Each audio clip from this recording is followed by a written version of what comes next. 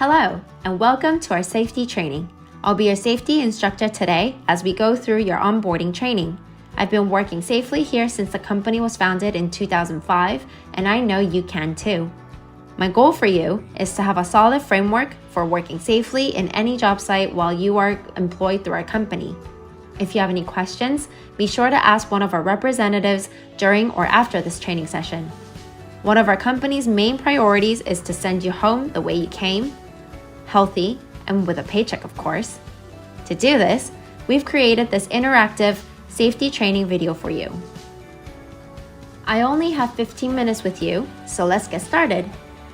I will be going through each of these topics: welcome, work objectives, PPE, machine guarding, lockout tagout, hearing conservation, hazard communication standards, hazardous material, blood-borne pathogens, airborne contaminants, emergency evacuation, forklift, safe lifting practices, slips, trips, and falls, housekeeping, reporting accidents, review, and lastly, closing with our contact information.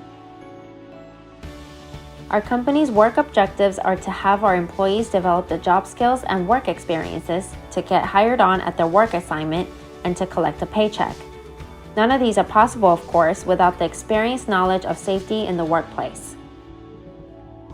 I can guarantee that after this training, you will have an increased awareness of safety on your job assignment and have an increased satisfaction that this company is doing its best to keep you safe at your work site. Let's begin with personal protective equipment, or PPE, which is designed to reduce or eliminate the possibility of injuries that may occur. It includes a variety of devices such as steel-toe shoes, cut and slip resistant gloves, safety glasses, earplugs, hard hats, and bump caps. Appropriate PPE will be provided for your use according to your work assignment. It will be your responsibility to maintain your PPE and keep it clean.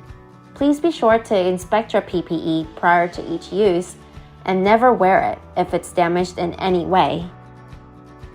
Did you know that the Occupational Safety and Health Administration, or OSHA, reports that the workers who operate and maintain machinery suffer approximately 18,000 amputations, lacerations, abrasions, injuries caused by crushing, and over 800 deaths annually?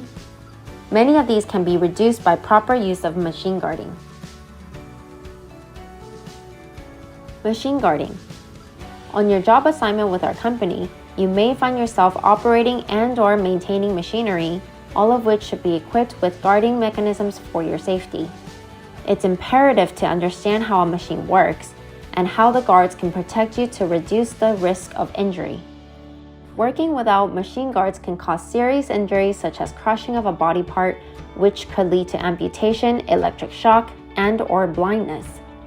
A good rule of thumb: any machine part, function, or process that may cause injury while in motion must be guarded. If it moves and you can touch it, then guard it. Before starting work, make sure all machine guards are attached and that it functions properly. Machines are not to be used if the machine guards are not in place or not functioning properly. Do not remove the guards and be sure to report any machine guard issues to your supervisor immediately. Lockout tagout. Lockout tagout is the placement of a lock and tag on an isolating device. This prevents the unexpected startup or activation of a machine or equipment during service or maintenance operations that may cause injury. In short, lockout tagout kills all the energy going into a machine before we do any work on that piece of equipment. This ensures no one is hurt during service or maintenance.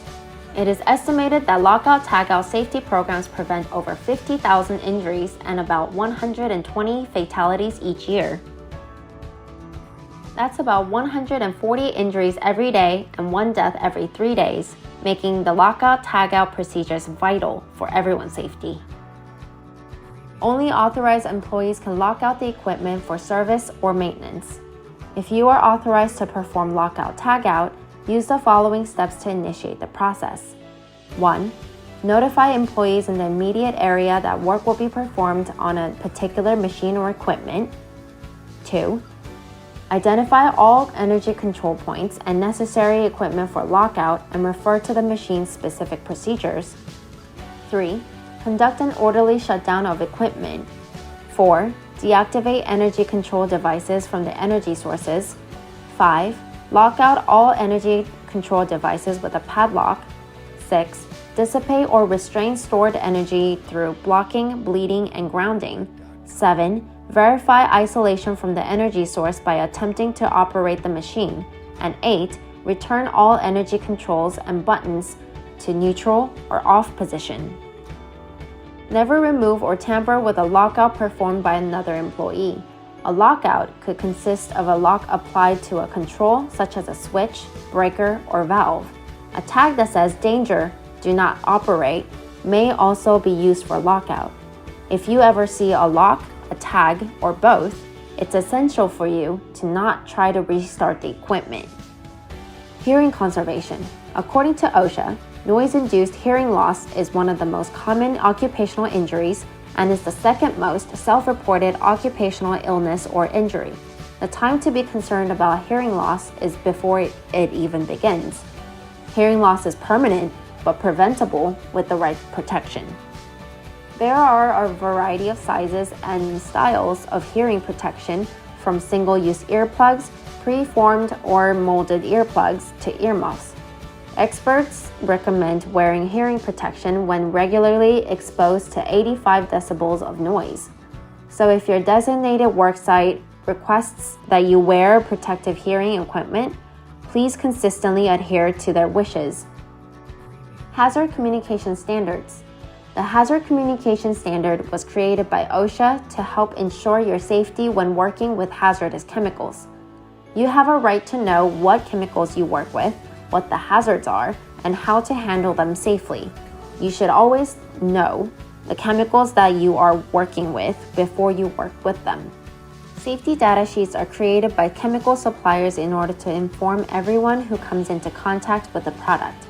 These data sheets are critical information that we have concerning the chemicals used in the workplace. They detail the chemical contents, associated hazards, and give a guideline for general safe handling. As our company's employee, if you are in contact with any such hazards, safety data sheets should be accessible to you at all times. Let's go over some general rules for handling hazards. Be sure to read all label warnings and instructions. Follow the instructions, for example, more does not mean better. Next, minimize contact with any known hazards. 3. It's all right to use double-layered cloths or gloves to protect your skin and keep your face clear of the area to reduce inhalation. 4. Always wash your hands after handling anything hazardous. If a chemical or anything at all enters your eyes, immediately hold the injured eye and rinse it with clean, cool water for 15 minutes. Finally, be sure to report the injury immediately. Any questions regarding chemicals should be reported to your on-site supervisor. All chemical containers must be labeled to identify the contents and their hazards. Familiarize yourself with the standardized pictograms denoted by red flames in the picture on the left. If you're in a situation where there are no labels or you can't read the labels, you should stop immediately. Do not use the chemical and tell your on-site supervisor straight away. Hazardous materials. Fire is always a serious risk in the workplace, but with proper precautions, it can be avoided. There are a few simple things that you can do to prevent fires. Always comply with regulations and safety rules in your workplace.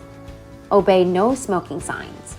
When smoking is allowed, dispose of cigarettes and matches in the receptacles after making sure that they are completely extinguished.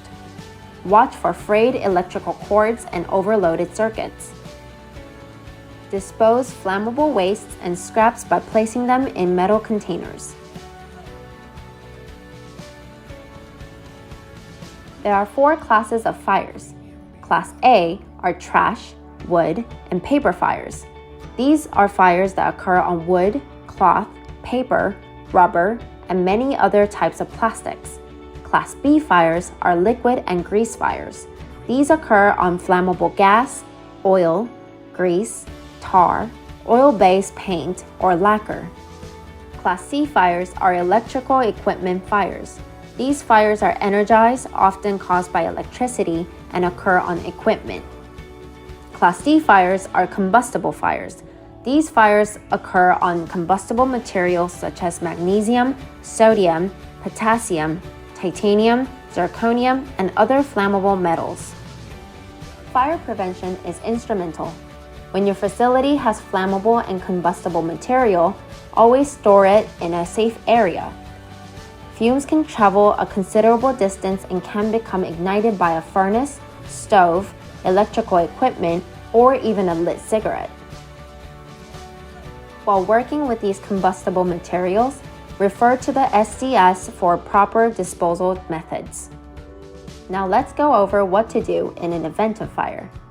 Always be prepared for a fire by becoming familiar with the location and operation of firefighting equipment. Learn where the fire extinguishers are located and which types of fires they are to be used for. Fire extinguishers are a common tool that are useful on Class A, B, and C fires. It uses a dry chemical to extinguish flames and it has a range of 5 to 20 feet. It extinguishes fires by smothering the burning materials. When fighting a fire with a fire extinguisher, remember the 4-point system. Pass. P. Pull the pin. A. Aim low at the base of the flames. S. Squeeze the handle. And lastly, sweep side to side. Pull, aim, squeeze, and sweep. Congratulations! We've reached the halfway mark in our training. Go ahead and take a minute to jot down any notes or questions you may have.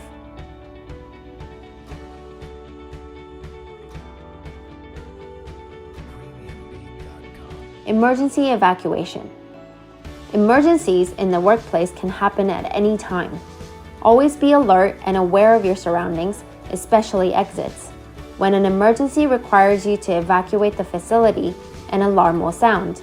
You should take immediate action to leave the building and quickly move to a designated area outside of the building. Don't delay evacuating by going back for your personal belongings or waiting for your coworkers. Use the stairs. Do not use the elevators. When you first arrive at your designated worksite, it's a good idea to study the emergency evacuation map in your area carefully. Exit routes may be different depending on where you are in the facility. If there is an evacuation due to severe weather such as a tornado, employees should 1. Shut down equipment. 2. Seek cover. 3. Hide under furniture if possible. And 4. Protect your body, especially your head. Bloodborne pathogens. We can't tell by looking at a person if they are infected with a pathogenic disease, so we must take precautions when bodily fluids are released. Blood and other bodily fluids can carry pathogens, which can infect others. This includes hepatitis along with HIV, which can lead to AIDS.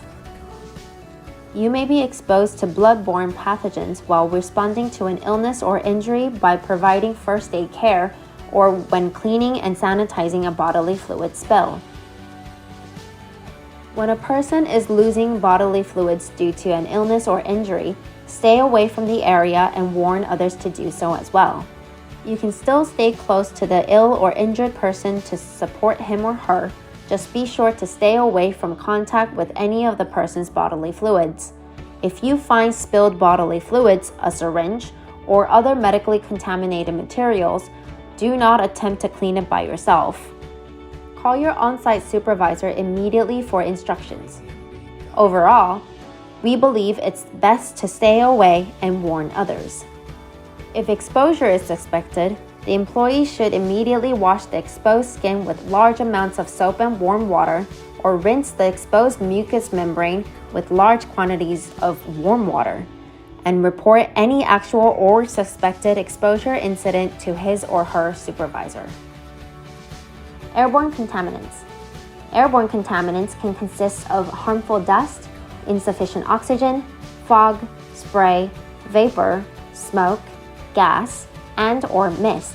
Many of these items are small and invisible to the eye. However, exposure can still cause short-term and even long-term health-related issues. Problems can be serious and may cause cancer, lung impairment, as well as other diseases and even death. It may seem like a hassle to wear your PPE, but respirators reduce the risk of airborne contaminant exposure. Respirators are important safety and health protection tools when used properly. If you are required to use a respirator in your workplace, follow these simple rules to protect yourself from harmful airborne contaminants and particles. Use respirators certified for use to protect against the contaminants you are working with.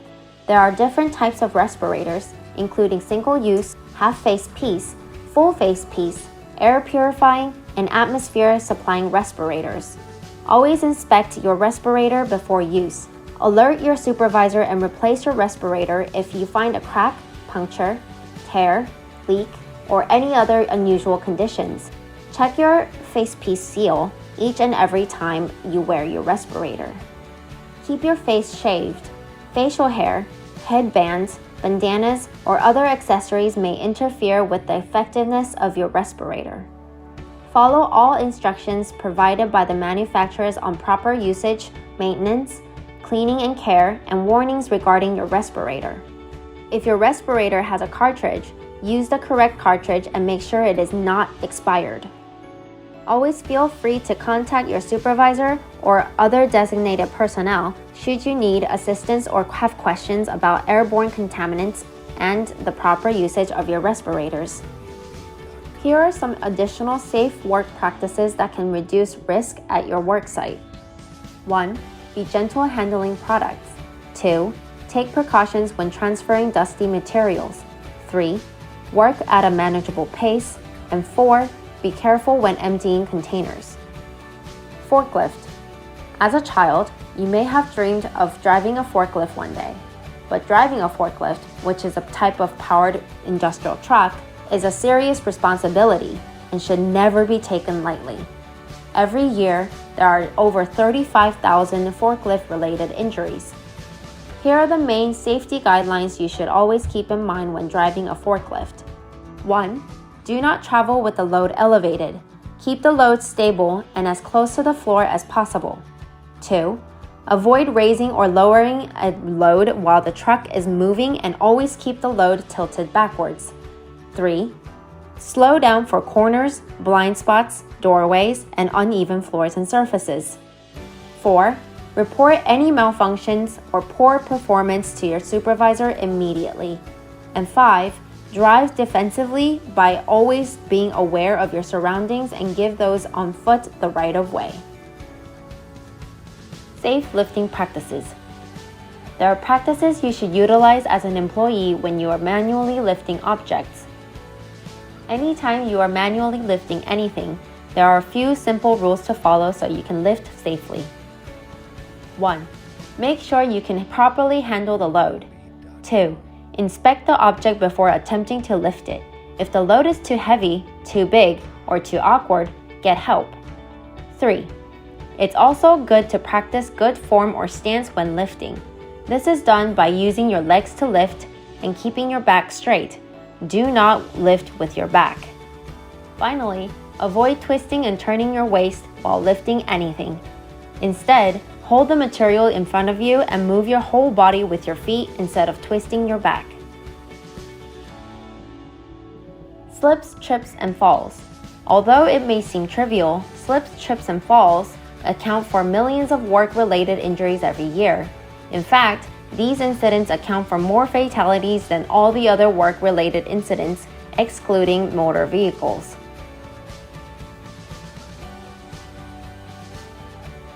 OSHA reports that slips, trips, and falls account for a startling 15% of all work-related fatalities. There are many ways you can suffer from a slip, trip, or fall while working. You can slip and lose your balance, you can trip over objects that are left improperly in your walkway, or you can simply fall from an elevated position on the ground. To avoid these accidents, be on the lookout for things on the floor such as water, food, grease, or any other debris. Even the smallest of quantities of these substances are enough to make you lose your footing. Use these simple rules to prevent slips, trips, and falls. When entering a building, clean your shoes thoroughly, especially if they have been exposed to rain, snow, or other wet conditions. Avoid running, walk carefully, and do not make sudden changes in direction. Clean any debris by using trash barrels and recycling bins. Walk only in designated walking areas. Shortcuts through machines or other manufacturing areas can cause accidents. Hold on to handrails when using the stairs or ramps. By practicing good housekeeping, you can minimize the chance of injury to yourself and others in the workplace. Keep the work areas clear of obstruction up to standard, especially aisles, exits, and emergency equipment. Every one of us is responsible for keeping the work area clean and safe by cleaning several times throughout the day, disposing of trash and waste in approved containers, wiping up any drips and spills immediately, and putting equipment and tools away as soon as you're finished with them. Last but not least, after an injury takes place, you must report the injury or incident. Hopefully this never happens, but in the unfortunate event that you are injured on the job, this is very important. Failure to report work-related injuries in a timely manner may result in loss of the workers' compensation benefits. Each office will have a set reporting procedure. If an injury is caused by an accident, it will be investigated and you will be asked to participate in the investigation. Any attempt to defraud a company with a false workers' compensation claim will result in disciplinary action and may be referred to the district attorney for possible prosecution. Our goal, if you are injured, is to have you healed so that you can resume working. All right, we've completed our onboarding safety training. Now is a great time to review and ask any questions you may have. In the future, if there are any other questions or you simply need to get a hold of one of our offices, you can reach us at any of these locations.